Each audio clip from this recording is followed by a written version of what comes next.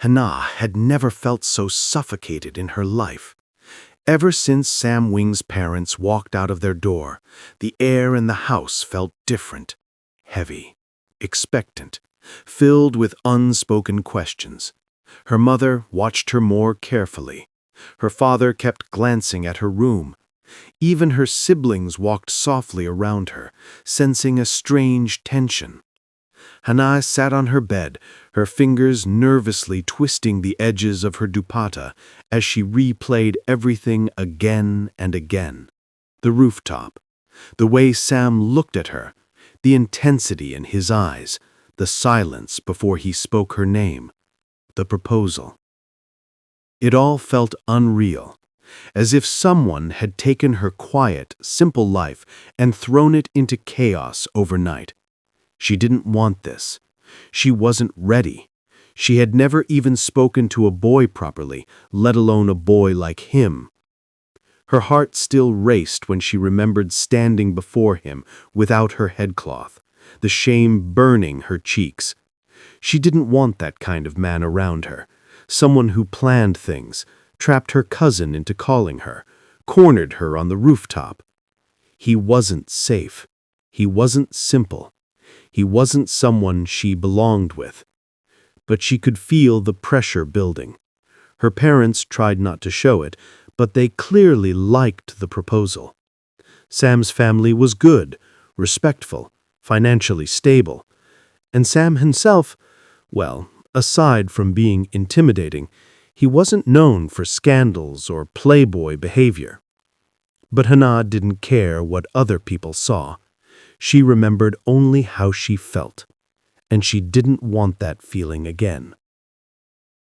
The emotional conversation, daughter and mother. Late at night, her mother walked quietly into Hana's room. Hana was sitting near the window, hugging her knees, staring outside as the night breeze moved the curtains slightly. Her mother closed the door gently behind her and came to sit beside her. "Hana," her mother whispered softly, brushing her daughter's hair aside. "Talk to me." Hana didn't look up. "There's nothing to talk about, Mama."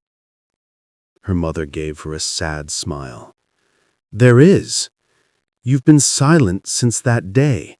We can't decide anything unless we know what you want."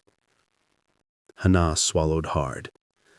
"I don't want this marriage." Her mother paused. "Why?" Because he's not the kind of man I want. I don't even know him. He doesn't know me. He only saw me once and sent a marriage proposal. What kind of man does that? That's not love. That's not interest. That's obsession." She hugged her knees tighter. "And I'm scared of him, Mama." Her mother's expression softened immediately. "Scared?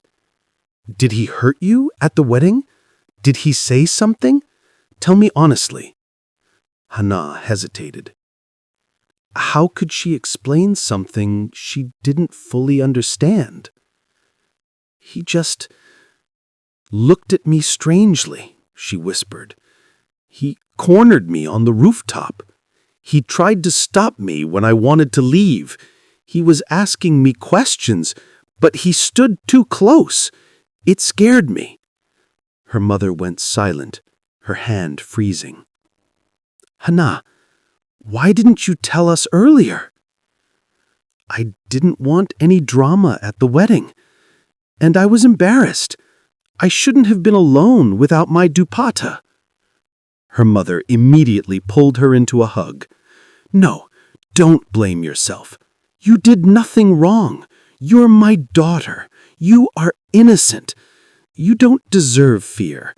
You don't deserve pressure."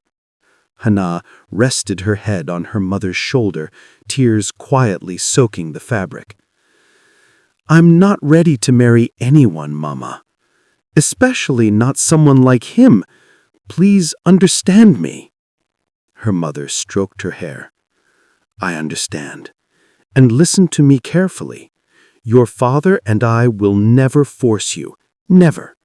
If you're not ready, we won't say yes. Your happiness matters more than any proposal." Hana closed her eyes, relief washing over her like a warm wave. "Thank you," she whispered. "I was so scared you would tell me to accept." Her mother kissed her forehead. "You're our daughter, our heart. We won't let anyone take you away unless you choose it." Hana held her mother tightly. For the first time in a week, she felt safe again. The next morning, Hana's mother discussed everything with her father. He listened silently, his brows furrowing with concern. "She's terrified," her mother said. "We cannot push her into this." Her father sighed. "She's our only daughter. Her comfort is everything. I'll call Sam's father in a few days." But days turned into a week. Sam's parents waited with hope. Hana's parents waited for her emotions to settle. But Hana didn't settle. She only grew more firm. Finally, after a week, her father dialed Sam's father. The call was short, polite, clear. "I'm sorry, but our daughter isn't ready. She has respectfully declined the proposal." Sam's father paused, taken aback. "Oh, I see. I respect your decision." They ended the call graciously. But as soon as the call disconnected, Sam's father looked at his son. Sam was sitting on the edge of the sofa, leaning forward, eyes burning with a quiet intensity. His father's silence told him everything. "They said no." His father's voice was soft. Sam didn't move. For 3 seconds, he didn't blink, didn't breathe, didn't react. Then something inside him snapped. Sam stood up abruptly, the sudden motion so sharp the glass table rattled. "They rejected?" he said, his voice dangerously calm.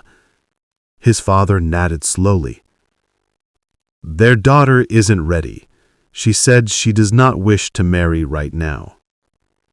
His jaw tightened, his hands curled into fists. "They refused me?" "It's not about rejecting you," his father said gently. "She's hesitant. She needs time." "Time?" Sam laughed once, a cold, humorless sound. "They had a week. What more time do they need?" His mother rushed to him. "Sam, calm down." "Calm?" He turned sharply. "You want me to calm down after hearing that she refused the proposal? After everything?" His mother touched him arm carefully. "We understand you liked her, but these things—" "Liked?" His voice became a deep rumble. "I didn't like her. I wanted—" He stopped. But his eyes said the rest. He wanted her. And he wasn't used to wanting someone he couldn't have. Sam had always lived on his own terms. He did what he wanted, chose what he wanted, took risks without regret, refused things without hesitation, accepted nothing less than what he set his mind on. And now, for the first time in his life, someone had rejected him. And not someone random. Her. Hana. The girl who made his heart beat slow and speed up at the same time. The girl whose fear-stricken eyes still haunted him. The girl he couldn't forget even after a month. He felt like someone had stolen something precious out of his hands before he could even hold it. He punched the wall beside him, the loud thud shaking the room. His mother gasped. "Sam, are you mad?" He didn't respond. His breathing was uneven, deep, heavy, filled with rage. "She rejected me without even meeting me?" he whispered. "Sam," his father said gently, "she's a shy girl. She barely goes out. She was probably overwhelmed." "Then she could have told me," Sam snapped. "She could have talked to me once, just once." His father sighed. "That's not how her family works. You must respect their decision." Respect. The word tasted bitter. Sam closed his eyes, trying to control the burning inside him, but it only grew. He wasn't angry because she refused. He was angry because he didn't understand why. Why was she so scared? Why did she run that night? Why did she avoid him? Why reject him so suddenly? What had he done wrong? He replayed the rooftop memory 100 times. Her wide eyes, her trembling lips, her fast breathing. Was she frightened or shy?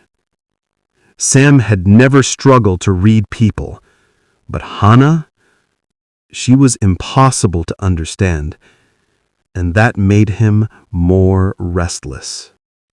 For the next days, Sam changed. Not slowly, immediately. He stopped eating properly, stopped talking unless necessary, stopped meeting friends, stopped going out. He spent long hours alone in his room, sitting on the edge of the bed, staring into space. He couldn't accept that the story ended before it even began. Something felt incomplete, wrong, unfinished. He felt cheated. He felt like he had been promised something his heart wasn't allowed to touch. One night, he told his mother, "She didn't even meet me once." "Sam, she was scared," his mother explained softly. "Of what?" he muttered. "I didn't touch her. I didn't threaten her. I only wanted to talk." His mother hesitated.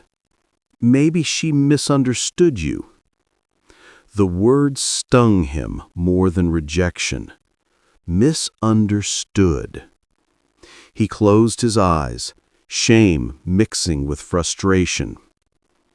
"I don't want to be misunderstood," he whispered.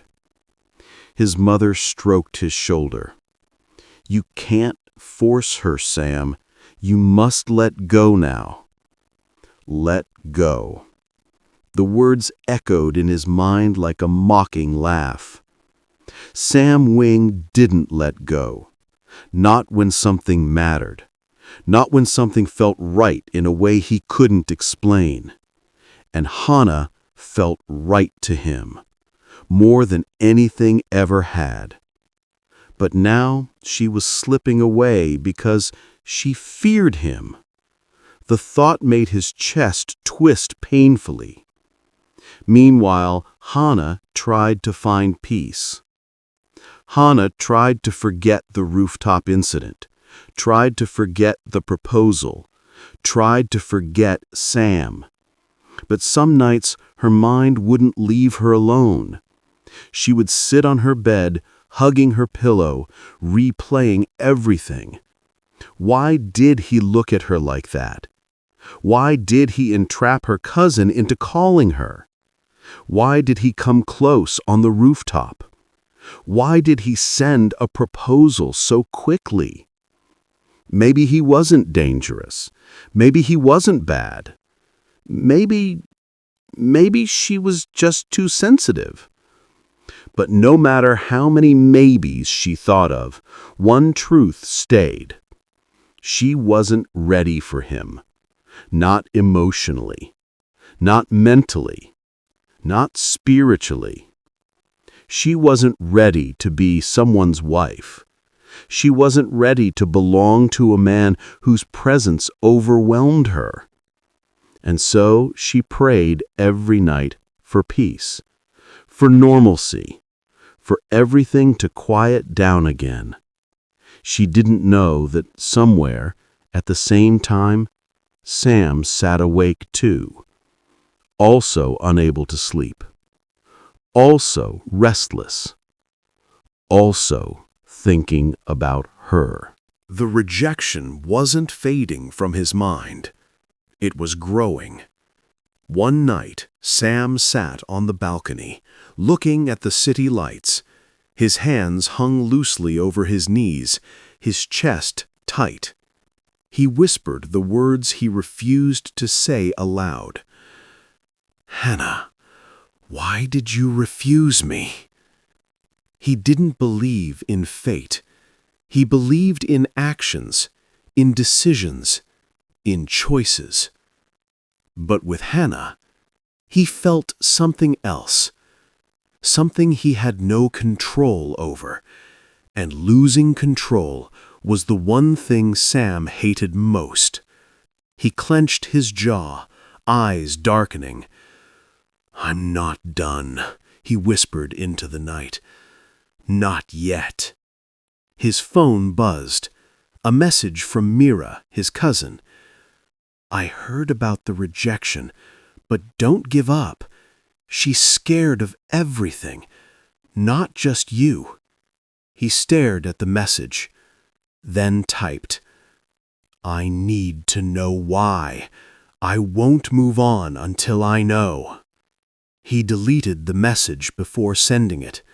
What was he doing? Why did this girl affect him so deeply? Why did he feel like the rejection was a mistake? Why did he feel like she was his to protect? The storm before the next step. The next morning, Sam's father found him in the living room earlier than usual, sitting silently, drinking black tea with a heavy expression. "Sam," his father began carefully, "I know you're hurt, but you must accept their decision." Sam didn't look up. "Dad, accepting is easy. Understanding is not." His father sighed. "Sometimes understanding never comes. That's life." Sam finally raised his head, eyes sharp. "No," he said quietly. "This isn't over." His father froze. "Sam!" He stood up. "I'm not accepting this rejection, not without knowing the truth." His father's eyes widened. "What are you planning?" Sam didn't answer, because he himself didn't know. All he knew was one truth. He wasn't ready to let Hana go. Not now. Not yet. Not ever. The storm inside him was only beginning, and neither Hana nor her family had any idea that Sam Wing was not a man who walked away from something or someone who had claimed a place inside his heart. Not peacefully, not quietly, and definitely not permanently. Eid was only a week away, but for Sam, the days felt like a tightening noose. Every morning he woke with a spark of hope that maybe, just maybe, today Hana would change her mind. And every night, he fell asleep with a weight in his chest that made it difficult to breathe. He had never, ever in his life felt this helpless over a girl. He used to laugh at boys who got obsessed, who lost their senses just because a pretty face looked their way once.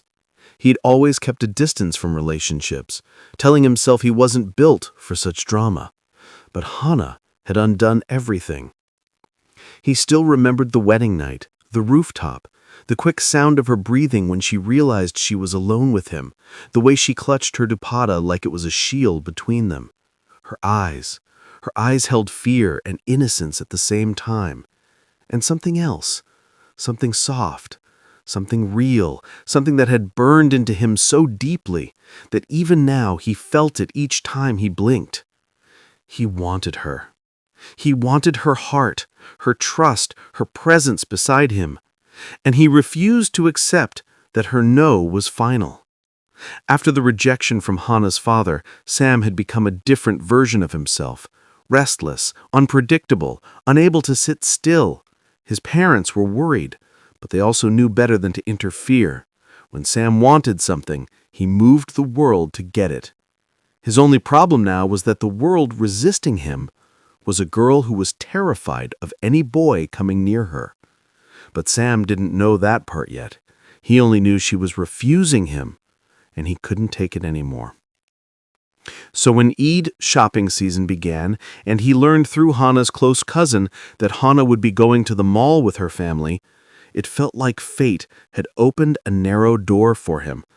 A dangerous door, but a door nonetheless. 10 minutes, he had insisted to her cousin. Just 10 minutes. I won't hurt her. I won't force her. I only need her to hear me once. Her cousin hesitated, but eventually agreed, not because she trusted him, but because she believed maybe Hana needed to hear something that would give her clarity. Sam didn't care. He only needed one chance. Hana, on the other hand, had been silent for days. Since refusing the proposal, she had become even more withdrawn. She didn't blame her parents. They hadn't forced her. It was her choice. She truly believed Sam was only infatuated by her looks, not her personality. Boys often thought she was beautiful. She had lived her whole life hiding from such attention. Beauty had become more of a curse for her than a blessing. But Sam's gaze at the wedding, his intensity, it had frightened her in a different way. Her heartbeat still rose when she remembered the rooftop, the soft echo of his voice saying her name, the way he stepped in front of her so she couldn't walk away. It was wrong. It was bold. It was too much. Her cousin had been the one to drag her upstairs that night, and Hana hadn't forgotten that betrayal. So on the day of shopping, she wore a neutral expression, kept her dupatta firmly over her head, and stayed close to her parents. Her little sister skipped beside her, fascinated by the colorful lights of the mall. Hana tried to relax. Eid shopping usually hectic but enjoyable. She loved choosing bangles, new clothes, soft perfumes. But today, she simply couldn't shake off a strange heaviness. Her cousin walked beside her, too cheerful for Hana's liking. "Let's go check out that new boutique," she said. "We're with Mom and Dad," Hana reminded her. "We'll be back in a few minutes. They're just across the hall." Hana hesitated. She had been paranoid ever since Sam's family proposed. "What for?" she asked. "I saw a scarf that will go perfectly with your new dress," the cousin lied smoothly. Hana sighed and agreed. Her parents didn't protest. After all, she was with someone they trusted. But the moment they moved farther from the crowd, she felt it. A wrongness. A subtle shift in the air. Something off. "Where are we going?" she asked, slowing her steps. "Almost there," her cousin said, avoiding her eyes. Then they stopped in front of a narrow hallway, empty, dimly lit. Hana froze. "No," she whispered. "I don't want to go inside." "It's just a storage room for the boutique. They keep extra pieces inside." "I don't feel right," Hana insisted, stepping back. But her cousin gently pushed her forward. "Just check it once. I'll be right behind you." Hana stepped inside with extreme hesitation. The air was cool, faintly smelling of fabric and dust. Only a small overhead bulb flickered, painting the room in soft shadows. Hana sensed movement, and immediately her heart leapt into her throat. Someone stood there. She gasped, a sharp, terrified sound. Sam took a step forward, hand slightly raised, his voice soft. "Hana." Her blood froze. Her instinct screamed danger. Her legs wanted to run but refused to move. Her heart pounded painfully against her ribs. She turned to bolt out the door, but before she could take 2 steps, Sam reached her. His hand pressed gently over her mouth, not forcefully but urgently, preventing her from screaming. "Hana, stop, please, just listen for a second," he whispered, breath shaky, voice trembling with desperation. But Hana wasn't listening. She was in full panic, blinded by fear, breath short, pulse racing wildly. Being alone with a boy, even one who claimed to love her, was her worst nightmare. All the suppressed fear from her college stalking incident resurfaced overwhelmingly. This was exactly why she always carried the small knife in her bag. Her fingers instinctively found it as her fight-or-flight instinct exploded into action. "Hana, please," Sam whispered again, removing his hand slowly when he felt her shaking calm slightly. I can't breathe without you. I can't sleep. I can't think." "Don't come near me," she warned, voice shaking in terror. Sam stopped, but his eyes softened, filled with sincerity and desperation all at once. "I love you," he said quietly. "I love you so much it scares me. I didn't plan this, I swear. I just needed 10 minutes. Just 10 minutes to tell you I'm not like those boys who stared at you from afar. I'm not flirting. I'm not playing. I want you, just you. Your heart, your trust, your presence. I want you beside me for life." He took a small step forward despite her warning, unable to help himself. "Hana, please don't reject me. Please." That tiny step broke her composure. She panicked, fully. Her mind didn't register his love or words. For her, his movement meant danger, threat. Before Sam could react, Hana's trembling hand lunged forward in blind fear. Her instinct took over. The blade went into his shoulder. Not deep, not intentional violence, but enough. Sam inhaled sharply. Pain flashed across his face, but he didn't shout. His eyes widened, not in anger, but in heartbreak, and something strange. Pride? Acceptance? Blood began seeping through his shirt, but Hana didn't even realize it at first. She dropped the knife instantly, horrified, her hands trembling violently. Her breath turned into sharp gasps. Her entire body went cold. "Ya Allah, what did I... Sam, I didn't..." Sam swayed slightly, but caught her gaze, deep, unwavering, filled with disturbing devotion. "You were scared," he whispered, voice weakening but still gentle. "It's okay." Then he reached up with trembling fingers, grasped the knife still barely stuck in his shoulder, and pulled it out slowly. Hana gasped in terror, covering her mouth. He held the knife out to her, his hand shaking, blood dripping softly. "If killing me removes your fear, then do it. Better you end me than watch you walk away from me again." And then, his knees buckled. He collapsed forward, hitting the floor with a soft, heartbreaking thud. Hana froze for a full 3 seconds. Then panic exploded inside her. "No, no, no, Sam, get up, please get up." Her hands hovered, too afraid to touch him, too horrified to step away. Her chest tightened, tears burning her eyes. He wasn't dead. He was unconscious, breathing but weak. Her cousin rushed in behind her after hearing the faint noise and froze in shock. "Oh my God, Hana, what did you do? He's bleeding. He's actually... Why did you have a knife?" Hana couldn't speak. Tears spilled silently down her cheeks. I got scared. I didn't mean... I thought he..."